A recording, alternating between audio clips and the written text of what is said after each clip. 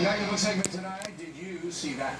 We begin with a big media story. On Monday, Bill Clinton was interviewed by CBS This Morning anchor Charlie Rose, who asked the former president if Hillary Clinton's medical condition is more serious than it appears.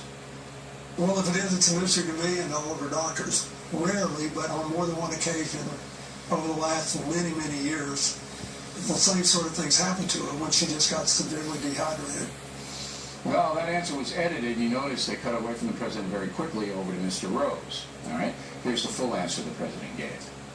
Well, if it is, it's a mystery to me and all of her doctors, because frequently, not frequently, rarely, but on more than one occasion over the last many, many years, the same sort of things happened to her when she just got severely dehydrated.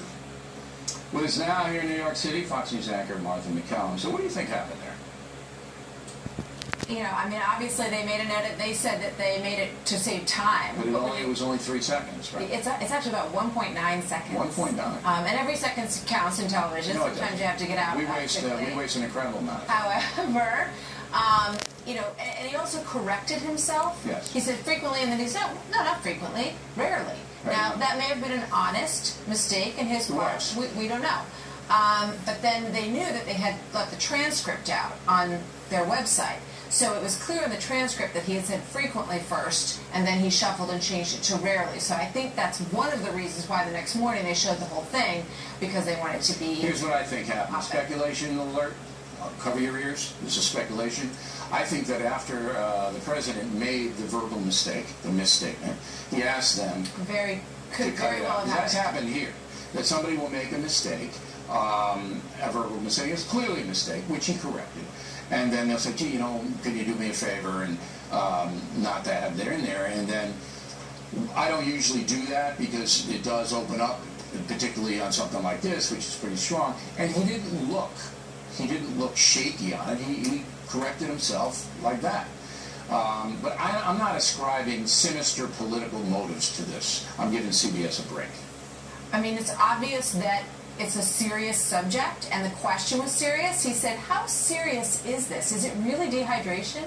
And he, you know, sort of goes into it and says frequently, and then shuffles right around, as we said, and says rarely. Now, we know it's happened before because she got the concussion when she collapsed once before. Right. So, you know, all of this becomes, in light of this video, much more, you know, people it's a bigger story, but as a journalist, you have to cut through it and say, okay, you know, there was something at NBC where they obviously edited the tape to make something look worse, and then there's a gun thing, Katie Couric actually getting sued because they edited the gun documentary and took it out of context. This, I think, the president asked a favor. That's what I think is happening. You could absolutely be right. I had the same hunch when I looked at it, and we don't know, but because of the internet, because of all these other outlets, people do see different versions. You're never going to get away with it. And it makes it's a whole different ballgame. All right, let's go to Colorado, where marijuana is legalized, and the people who sell marijuana make a lot of money, right?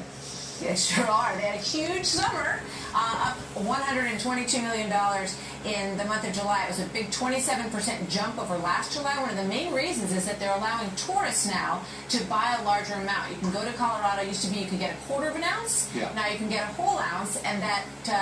and you know, but here's the game. You go to Colorado, you can get an ounce in one of the pot shops, right? Yep. And then you go to another pot shop, what do you get? You get another ounce. And then you go to another pot shop, what do you get? Another ounce. All right, and then you go the next day. I know, from personal experience. And you go the next day, and what do you get? Okay, so you vacation in Denver. Pot shop. For 5 days, and then you go back to Montana, and what do? You go to your friends. Yeah, hey. You know, so that's what's happening. Absolutely. The punky dealers, and I think they're despicable. Anyone who sells any narcotic, in my eyes, is a deplorable, a basket of deplorables. They belong in the basket, don't they? All your drug dealers are in that basket. They go there, and to Washington State as well, and to Oregon, and they make the rounds, all right, and then they take it back to the home where it's not legal, and they sell it and make money. That's what's happening in Colorado. I think you're definitely onto something. The problem is in both segments, I was onto something. Hey, what do you know? I mean, What do you isn't it know? amazing? It turns out in the segment that Philip Right. Riley's onto something. But, you know, in Washington State, they're doing a study, as they will do in Colorado as well. Yeah. They found that fatal car accidents, Way up. people who have THC in their blood in fatal car accidents, is up over 100%. Oh, way up. Right. We said So that. there are concerns. Plus, get this one: 17% of 12th graders say that they drive high once in a while. Great. 17%. All right, more legalization, everybody. Woo. That's what we want. More stoned kids. Want them to come. Fact and tip of the day, more advice for those who believe America is not a noble nation. I have some advice for you guys. The tip moments away.